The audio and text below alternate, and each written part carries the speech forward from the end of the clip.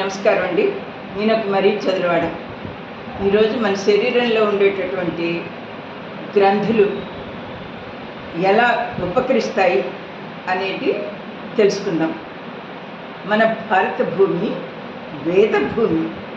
భగవంతుడు దశావతారాలు ఎత్తి నడిచిన భూమిలో మనం నివసిస్తున్నాం.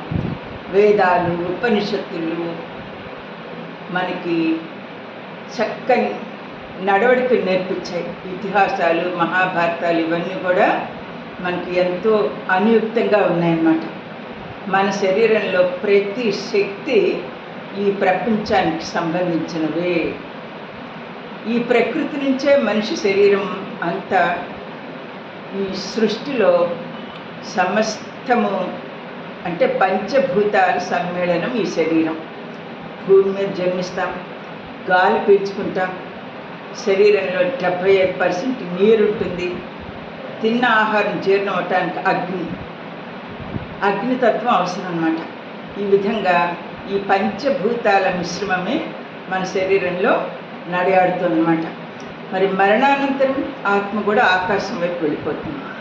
ఈ శరీరంలో 7 శక్తి కేంద్రాలు ఉన్నాయి, అంటే షట్చక్రాలు. ఒకటి భావోద్వేగం, రెండవది చలనం, మూడవది ఆలోచన, ప్రేమ, మాటలు. ఆ విధంగా ఆత్మశుద్ధి, మనలో పరివర్తన, ఇవన్నీ కూడా ఈ షట్చక్రాల్లో ఇమిడి ఉంటుందన్నమాట.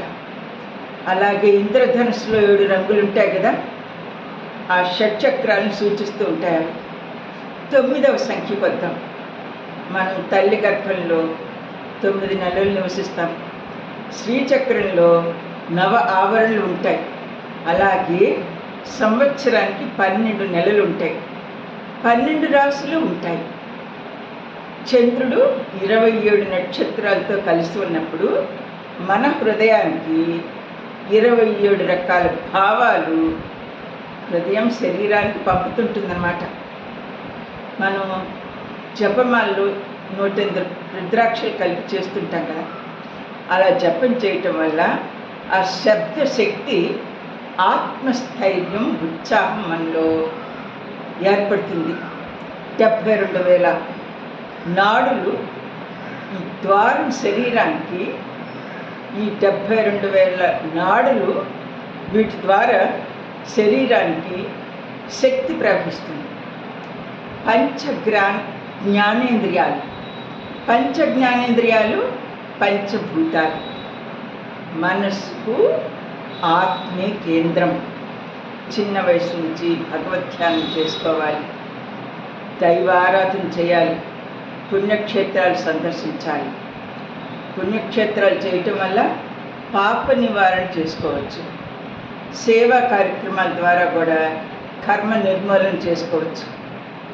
ఒంట్లో ఓపుకున్నప్పుడే కేదార్నాథ్ అలాంటి దేవాలయాలు దర్శించుకోవాలి. తర్వాత మన శరీరాన్ని ఎవరో మోస్తారు, గుర్రాల మీద ఎక్కాలి.